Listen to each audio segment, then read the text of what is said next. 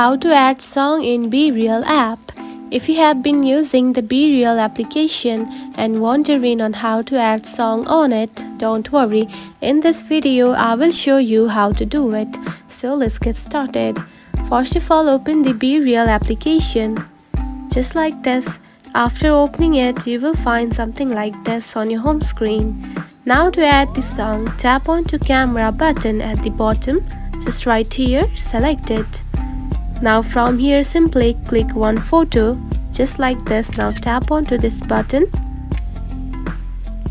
just like this. Then here you can find the music option right here. Now select it. Now from here you can simply add the song. For now you can see nothing is currently playing on my playlist. So to add song, you need to listen to music or podcast when you take your Bereal to share it with your friends and add the song. And that's it. This is how you can add song in the Bereal application. If you found this video helpful, don't forget to like and subscribe for more tips. Thanks for watching.